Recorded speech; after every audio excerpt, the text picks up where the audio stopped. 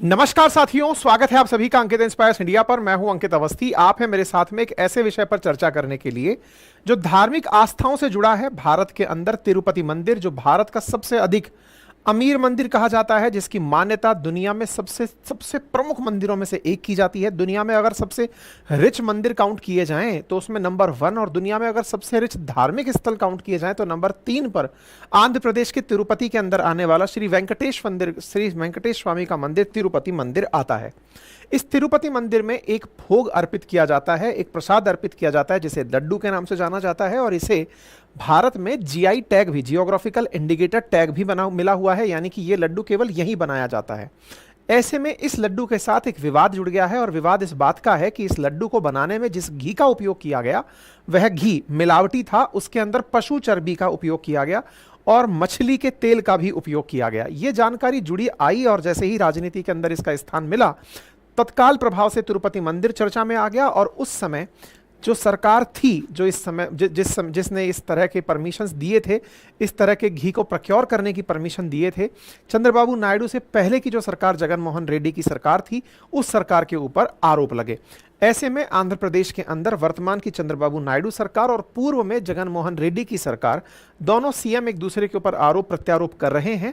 इन आरोप प्रत्यारोप में वो व्यक्ति जिसने ये लड्डू का ग्रहण किया प्रसाद के रूप में, वो अपने आप को ठगा हुआ महसूस कर रहा है, क्योंकि तिरुपति मंदिर के प्रसाद को वह बड़ा आस्था के साथ स्वीकार करता है।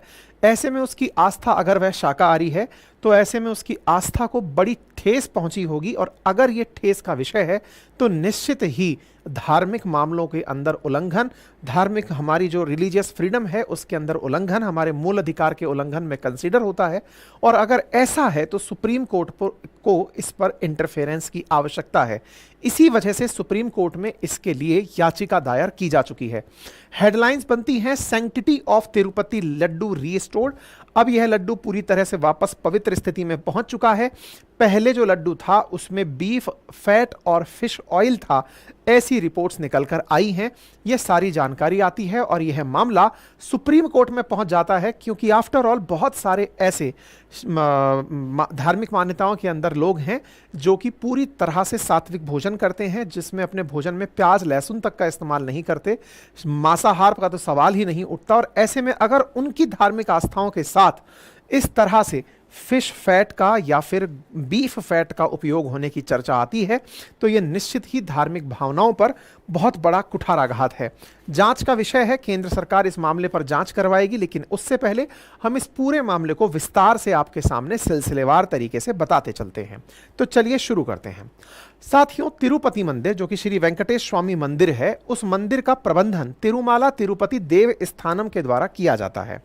यहां पर टीडीपी के जो कार्यकर्ता हैं, कार्यकारी अधिकारी जे श्यामल राव को घी में जानवरों की चर्बी इस्तेमाल होने की बात मानते हुए देखा गया। उन्होंने 20 सितंबर यानी कि कल एक प्रेस कॉन्फ्रेंस की और उसमें बताया कि उन्होंने अपने सैंपल्स को 4 लैब रिपोर्ट्स से चेक करवाया और ये पाया कि ये जो घी सप्लाई करने वाली कंपनी थी AR डेयरी, वो इसका फायदा उठा रही थी, और इसमें जो घी दिया गया था AR डेयरी फूड्स के द्वारा, वो सही मामले में प्योर घी नहीं था। यह तमिलनाडु के डिंडीगुल स्थित AR डेयरी फूड्स की फैक्ट्री से घी आ रहा था।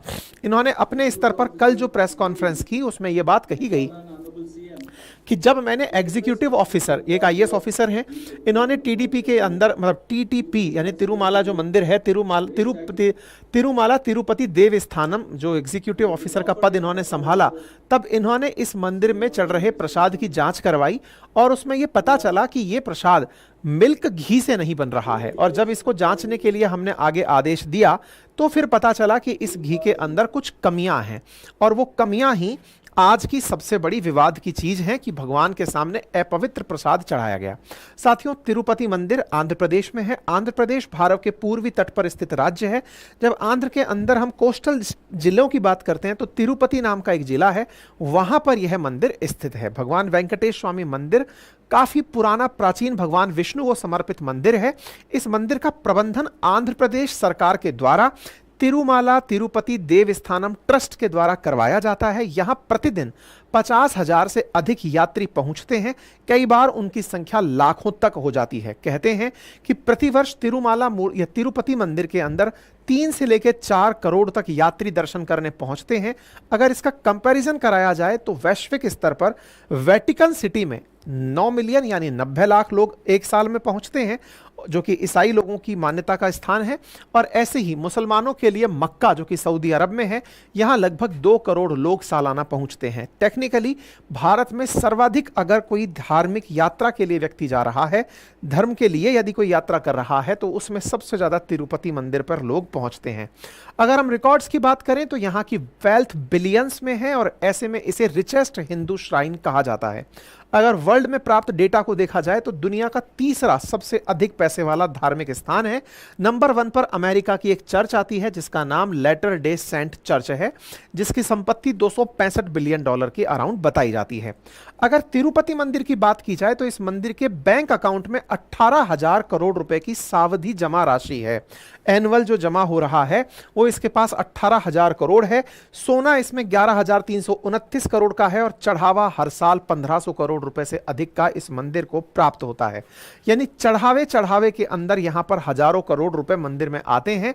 यहां मौजूदा बजट इस मंदिर का 5,000 करोड़ रुपए से भी ऊपर का है। इस मंदिर की कुल संपत्ति के अंदर कई कंपनियों से भी बड़ी संपत्ति इस मंदिर की निकल कर आती है। इस मंदिर के रखरखाव और इसकी कमाई के साधनों की अगर चर्चा करें तो उसके कमाई के साधनों में जहां एक और भक्तों के द्वारा दिया जाने वाला चढ़ावा, जिसमें लाखों किलोग्राम सोना चढ़ाया जा रहा है, जमीनें हैं, जमीनों के साथ साथ मिलने वाला उस पर ट्रस्ट का किराया है, इसके साथ साथ यहां पर मंदिर की कमाई में जहां लोग दान देकर जा रहे हैं, जिसे हुंडी कनुका कहा जाता है, उसके अलावा प्रसाद से भी यहां की कमाई होती है। बताया जाता है कि प्रति साल यहां पर 600 करोड़ रुपए के केवल लड्डू बिक जाते हैं, पवित्र भोजन बिक जाता है। साथियों, कहा जाता है कि यहां पर चढ़ावे के अंदर गोल्ड भी है, कैश भी है, जमीन के साथ साथ यहां पर लोग मतलब तमाम प्रकार की संपत्तियां दान करते हैं। ऐसे में यहां पर प्रसाद 600 करोड़ रुपए से ऊपर का प्रतिवर्ष बिकता है। इसमें जो पहली बार लड्डू दिया जाता है वो मुफ्त होता है, लेकिन उसके अलावा कई बार व्यक्ति जाता है तो अपने परिवारजनों के लिए भी लेकर आता है, तो अन्य लड्डू पर प्रति लड्डू 50 रुपए यहां पर वसूले जाते हैं। ऐसे में इस लड्डू की बिक्री अपने आप में एक बड़ा काम है। सोचकर देखिए, 600 करोड़ के सालाना यहां लड्डू बिकते हैं और इस लड्डू की अपनी एक लंबी कहानी है। कहते हैं कि इस लड्डू को जीआई टैग मिल गया था 1999 एक्ट के अनुसार वर्ष 2009 के अंदर, तो ये काफी ज्यादा विशिष्टता रखता है। कहते हैं कि इस लड्डू की जो परंपरा है ये 300 साल पुराने समय से चली आ रही है। इस लड्डू को बनाने में 200 से अधिक ब्राह्मण मिलकर के इस लड्डू का निर्माण करते हैं और इस लड्डू को बनाते समय इसको बनाकर भक्तों के बीच में वितरित किया जाता है। इससे जुड़ी लोक कथा भी है। कहते हैं कि भगवान वेंकटेश को एक बार एक महिला ने चावल के आटे और गुड़ से मिली मिठाई दी थी, उसके आधार पर यह लड्डू लगातार तब से बन रहा है। इस लड्डू का वजन लगभग 175 ग्राम होता है और इस लड्डू को लोगों को हर साल जो भी यहाँ पर जाते हैं उन्हें दिया जाता है। उसके अतिरिक्त अगर किसी को खरीदना होता है तो उसके लिए यहाँ पर पेमेंट की व्यवस्था है। यहाँ पर जो आय होती है उसके अनुसार यहाँ के खर्चे भी हैं, लोगों की तनख्वाह पर खर्चे हैं, प्रबंधन पर खर्चे हैं, सरकार इसका मैनेजमेंट करती है तो इसके विकास कार्य, लोगों के प्रबंधन के लिए भी यहाँ पर खर्च किए जाते हैं। ये तो रहा लड्डू और मंदिर से जुड़ा हुआ तथ्य। अब बात करते हैं आज के विवाद की डिटेल में। जैसा आप अभी जानते सब जानते हैं कि इस बार के जब लोकसभा चुनाव हुए उस समय आंध्र प्रदेश के विधानसभा चुनाव भी हुए थे। आंध्र प्रदेश के चुनाव में जो सत्ता में पार्टी आई वो चंद्रबाबू नायडू की तेलुगु देशम पार्टी थी। इनकी पार्टी सत्ता में आई तो इन्होंने जिनको पद से हटाया या जिनका स्थान इन्होंने लिया वो जगन रेड्डी थे। जगन रेड्डी निवर्तमान मुख्यमंत्री हैं। जगन रेड्डी और चंद्रबाबू नायडू के बीच में काफी ज्यादा वाद विवाद आंध्र प्रदेश में देखने को मिलता है। ऐसे में जिसकी सरकार होती है वही व्यक्ति अपनी तरफ से व्यक्ति अपॉइंट करता है। इस मंदिर के अंदर जो टीडीडी करके जो तिरुमाला जो ट्रस्ट है, इसके अंदर जो एग्जीक्यूटिव ऑफिसर बिठाता है वो सरकार अपना व्यक्ति बिठाती है।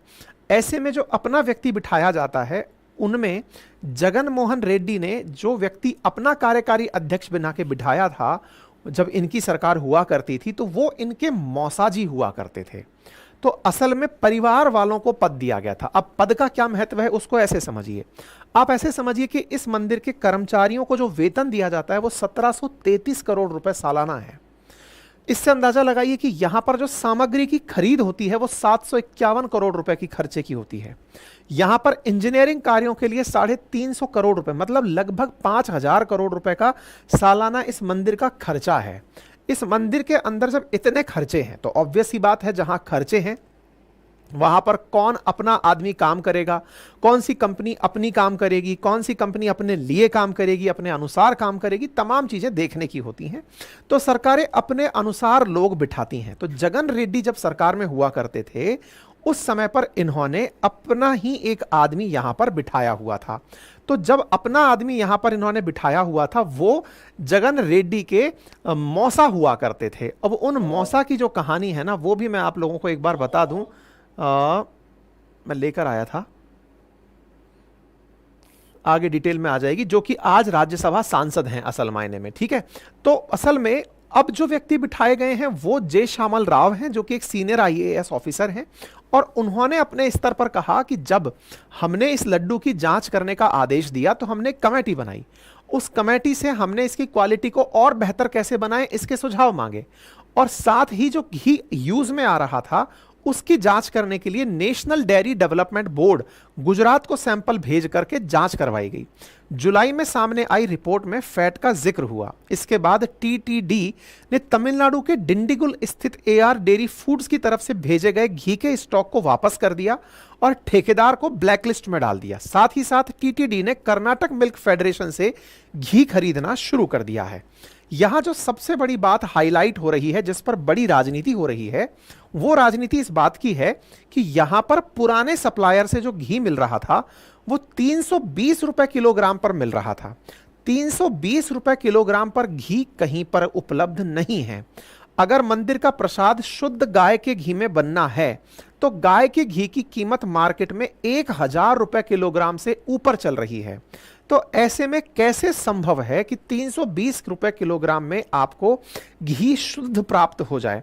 आप में से कुछ लोग ये कह सकते हैं कि सर ये घी तब प्राप्त हो सकता है जब कोई व्यक्ति आस्था के अधीन बस केवल अपने खर्च भर का पैसा ले रहा हो, लेकिन यहां तो घी लाखों किलोग्राम खरीदा जाता था। 54 लाख किलोग्राम तक की यहां पर खरीद है। मैं आपको अभी आगे चल के बताऊंगा। यहां पर बहुत ज्यादा घी खरीदा जाता था। ऐसे में जब बड़ा सवाल यह निकल कर आता है कि 320 रुपए किलोग्राम में अगर किसी ने घी खरीदा है तो बड़ी सवाल यह है कि यह घी शुद्ध होगा, इसकी क्या गारंटी है? सीएम नायडू ने लैब रिपोर्ट सार्वजनिक की। इस बात को लेकर अब विवाद हो रहा है। असल में यह जुलाई की रिपोर्ट है जो सितंबर में जाहिर की गई है। इसकी वजह और इसकी टाइमिंग को लेकर के काफी ज्यादा विवाद हो रहा है कि नायडू साहब आपको जुलाई में यह पता चल गया था, अब आप इस रिपोर्ट को क्यों दिखा रहे हैं? तो आप यहां देख सकते हैं कि यहां पर आपको चंद्रबाबू नायडू इस रिपोर्ट को दिखाते हुए दिख रहे हैं, और इस रिपोर्ट में जो आंकड़े हैं वो वाकई में चौंकाने वाले हैं। इन्होंने जिस रिपोर्ट को हाईलाइट किया मैं आपको वो पढ़कर सुना देता हूं, संभवतः आप भी थोड़ा बहुत समझ पाएं। इसके अंदर दिखाया गया है कि अगर कोई भी सैंपल है उसके अंदर अगर एस वैल्यू इस रेंज में होती है तब तो वो शुद्ध माना जाएगा। लेकिन जो एस वैल्यू है क्या? असल में एस वैल्यू एक प्रकार की प्रेस्क्राइब्ड लिमिट है कि हाँ भाई अगर शुद्ध होगा तो इस रेंज में घी के अंदर एस वैल्यू मिलेगी, सैचुरेशन फैट की वैल्यू मिलेगी। यहां पर एस वैल्यू अगर आप देखें तो जो रेंज है उससे कम, रेंज या उससे अधिक, रेंज से कम, रेंज से अधिक, रेंज से कम, इस प्रकार से दिखी है। इस प्रकार से दिखी है तो इसका परिणाम यह है कि जो एस वैल्यू मिली थी सैंपल में वो डेफिनेटली गाय के घी की तो नहीं थी। तो फिर बोले जो एस वैल्यू है यानी कि सैचुरेशन फैट की जो वैल्यू है वो या तो soybean, sunflower, olive, rapeseed, linseed इनसे निकल के आए हुए उसकी होगी, या कोकोनट, पाम और कर्नेल फैट से निकलकर आए हुए फैट की होगी, पाम ऑयल या बीफ टैलो से होगी। असली विवाद बस यहीं पर है। विवाद किस बात का है कि इस घी के अंदर ये जो बीफ टैलो यूज लिखा जा रहा है और ये लार्ड लिखा जा रहा है। बोले यहां पर जो फैट का जो कंसंट्रेशन निकल कर आया है वो बता रहा है कि वो किसी फॉरेन फैट यानी कि मिलावटी वसा से आया हुआ फैट है, और उसमें बीफ टैलो और लार्ड मिला हुआ है। अब ये बीफ टैलो और लार्ड क्या होता है ये समझ लीजिए। तो तिरुपति का जो मंदिर का प्रसाद बना, उस प्रसाद में घी के स्थान पर तमाम प्रकार की फैट थी, मतलब तमाम प्रकार की चिकनाई के लिए साधन उपयोग में लिए थे। सोयाबीन, नारियल, सनफ्लावर, कॉटन सीड, जैतून का तेल, अलसी, ये तो था ही था। फिश ऑयल, बीफ टैलो और लार्ड भी मिला हुआ था। बीफ टैलो क्या होता है? जानवरों की चर्बी को जब धीमी आंच पर पकाया जाता है तो पकाने के बाद सिर्फ फैट रह जाता है जो दिखने में केवल घी जैसा दिखाई देता है। और लार्ड क्या होता है? सूअर की चर्बी से बनाया जाता है और ये भी चिकना होता है और ये आसानी से मिलावट करने के काम में लिया जा सकता है। मतलब इसको ऐसे समझिए कि बीफ टैलो जो है वो बीफ टैलो घी की तरह ही दिखने वाला रस मतलब चिकना पदार्थ है और इसके अंदर भी विटामिन ए, डी, ई के जैसे ओमेगा 3 जैसे रसायन होते हैं। कुछ लोग इसे स्वास्थ्य के लिए अच्छा और मानते हैं, अधिक खा लिया तो नुकसानदायक मानते हैं। वहीं लार्ड के बारे में कहा जाता है कि यह भी इसी प्रकार का एक चिकना पदार्थ है और इसके अंदर भी नियमित और अधिक उपयोग करने से वजन बढ़ने की बातें निकल कर आती हैं। कहने का मतलब यह है कि इस घी के अंदर जो मतलब रिपोर्ट निकल कर आई उसमें बीफ टैल और लार्ड की मिलावट की पुष्टि होती है। और इस पुष्टि के साथ साथ एक और बड़ा प्रश्न यहां खड़ा हो जाता है और वो क्या है कि लड्डुओं में हर साल 54 लाख किलोग्राम घी का उपयोग हो रहा है। मतलब ये देखिए कि यहां पर 1 लाख श्रद्धालु प्रतिदिन आते हैं तो 3 लाख लड्डू बनाए जाते हैं जिनका वजन होता है 15,000 किलोग्राम यानी कि 15 टन। और अगर हम पूरे साल की बात करें तो सोचिए कि 54 लाख किलोग्राम घी का इस्तेमाल होता है। 54 लाख किलोग्राम घी के लिए इन्होंने 500 गाय रखी हुई हैं, लेकिन वो इतना घी नहीं दे सकती, इसलिए घी को मंगाने की जरूरत पड़ती है और वो घी बाहर से मंगाया जाता है। अब विचार करने योग्य बात यह है कि अगर हर साल 54 लाख किलोग्राम यानी कि आधा करोड़ किलोग्राम घी मंगाया जाता है तो हमारे देश में कुल घी पैदा कितना होता है। तो साथियों एक आंकड़ा हमें वेबसाइट से मिला, इसकी सत्यता हम प्रमाणित नहीं कर पा रहे हैं, लेकिन आप भी अगर कर पाएं तो बेहतर होगा। मतलब यहां पर आंकड़ा बताता है कि हमारे देश में हर साल 23,000 करोड़ लीटर दूध का उत्पादन होता है, जिसमें से 10% ही दूध हम घी के लिए बचा पाते हैं, बाकी हम लोग कंज्यूम दूध, दही, छाछ में कर लेते हैं। 10% जो बचा मतलब कि 2300 करोड़ लीटर घी बचा, 2300 करोड़ लीटर दूध बचा। उसमें से अगर 1 किलो घी बनाना हो तो उसके लिए 30 लीटर दूध की आवश्यकता होती है। ये एक आंकड़ा है जो वेबसाइट पर उपलब्ध है। इससे बहुत सारे ग्रामीण वास्ता ना ही रख सकते। उनमें से कई लोग हो सकता है ये कहते हुए मिले कि नहीं साहब, हमारी भैंस दूध अच्छा देती है, हम 10 किलो दूध से ही 1 किलो घी निकाल लेते हैं। सबके अपने आंकड़े होते हैं। ये गाय के दूध के ऊपर चर्चा हो रही होगी, ऐसा समझिए। जिसका मतलब यह हुआ कि इतने दूध से पूरे साल में 76 करोड़ किलो घी बनाया जा सकता है। हमारे देश की आबादी है 145 करोड़ और हम ये मान लें कि 145 करोड़ में से आधे लोग ही घी खा रहे हैं, तो ऐसे में प्रत्येक व्यक्ति के पास पूरे जीवन भर में 1 किलोग्राम घी मिलेगा। हालांकि हम लोग अगर आंकड़ा उठाकर देखें तो कम से कम प्रत्येक परिवार साल भर में मिनिमम से मिनिमम 5 किलो घी तो कंज्यूम करता ही है, फिर चाहे वो घी दिखाकर ही खाता हो। ऐसे में समझने वाला प्रश्न यह है कि घी का उत्पादन 1 किलो तो व्यक्ति 5 से 10 किलो घी साल भर में खा कैसे रहा है। इसका मतलब यह हुआ कि घी का उत्पादन नहीं है, उससे ज्यादा प्रोडक्शन हो, मतलब उससे ज्यादा कंजप्शन हो रहा है, तो निश्चित ही ओरिजिनल की जगह अडल्ट्रेटेड आ रहा है, यानी मिलावटी आ रहा है। मिलावटी के नाम पर यहां पर पशु फैट या फिर किसी अन्य रसायन से बनाया हुआ घी हो सकता है। इसी वजह से यहां पर यह जो प्रश्न है कि लड्डुओं के अंदर बीफ टैलो या लाड़ या मछली का तेल मिलाया गया, इसके पीछे का तर्क यह है कि लाड़ खुद भी सफेद पदार्थ होता है जो सूअर की चर्बी को पिघलने से निकलता है। मिलावटी घी जैसा दिखता है, इसमें दानेदार बनाने के लिए, इसमें चिकनाहट पैदा करने के लिए कुछ रसायन मिलाए जाते हैं। मतलब अगर 1 किलो नकली घी बनाना है तो 500 ग्राम चर्बी, 300 gram refined palm oil, fish oil, 200 gram असली देसी घी और 100 ग्राम केमिकल मिलाया जाता है। मतलब एक तरह से यह समझिए कि 1 किलोग्राम में मात्र 200 ग्राम ही रियल में घी है, बाकी सब मिलावट का चल रहा है। इस तरह से घी प्रोड्यूस करके लोगों को पहुंचाया जाता है। बकायदा केमिकल्स मिलाकर उसको दानेदार बनाया जाता है और साथ में उसकी स्मेल को रियल घी जैसा बनाया जाता है।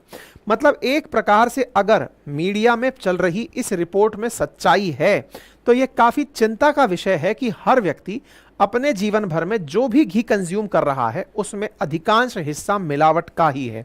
मतलब कहने का यह है कि सरकारें अगर पकड़ने भी निकलें तो 5% से भी कम ऐसी घी की मात्रा है जिसे सरकार पकड़ पाती है, बाकी नकली ही घी कंज्यूम हो रहा है। इसका मतलब यह हुआ कि भगवान भी नकली घी से नहीं बच पाए होंगे। हो सकता है कि पशु फैट के अलावा वहां कोई और तरीका अपना लिया गया हो, लेकिन फैट का कोई दूसरा तरीका अपनाया गया है। तो नकली घी मंदिर में कैसे पहुंचा, इसके बारे में जानकारी मिली कि यहां पर सरकार के द्वारा ऑनलाइन टेंडर जारी किए जाते हैं। उन ऑनलाइन टेंडरों को हर 6 महीने में निकाला जाता है। तो जो घी की आपूर्ति करने वाली कंपनी ठेका लेती है वो संचालन मंदिर समिति के द्वारा इसका किया जाता है और वो तिरुपति तिरुमाला देवस्थानम समिति है। तो ऐसे में इस समिति ने अपने स्तर पर इस किसी कंपनी को, जैसे कि यहां पर नाम निकलकर जिस कंपनी का आ रहा है, बोले ऐसे किसी को परमिशन दी होगी कि तुम घी की सप्लाई कर देना। अब घी की सप्लाई कर देने के लिए परमिशन जिस एजेंसी ने दी, जिसका नाम TTD यानी कि तिरुपति तिरुमाला देवस्थानम, ये जो ट्रस्ट है जो सरकार द्वारा चलाया जाता है, उसने किसी कंपनी को परमिशन दी होगी। कंपनी ने मिलावटी घी परोस दिया। मिलावटी घी की परमिशन देने वाली जो एजेंसी है या जो सप्लाई करने वाली एजेंसी है, उससे ज्यादा जिम्मेदार उन्हें माना जा रहा है जिन्होंने उस कंपनी को काम करने का टेंडर दिया कि 300 से 350 रुपए किलो तुम घी दे दो, काम चल जाएगा। इसलिए जगन रेड्डी का नाम यहां पर निकल कर आया, क्योंकि इस TTD के अध्यक्ष उस समय इनके मौसा YV सुब्बाराव रेड्डी थे, जो कि जगन मोहन रेड्डी की मां और सुब्बा रेड्डी की पत्नी दोनों सगी बहनें हैं। इस चक्कर में मौसाजी हुए। तो मौसाजी यहां पर 4 साल तक इस मंदिर के अध्यक्ष रहे, यानी कि इस तिरुपति तिरुमाला देवस्थानम समिति के अध्यक्ष रहे और उन्हीं के कार्यकाल में इस समिति को, इस एजेंसी को घी बनाने की परमिशन दी गई थी।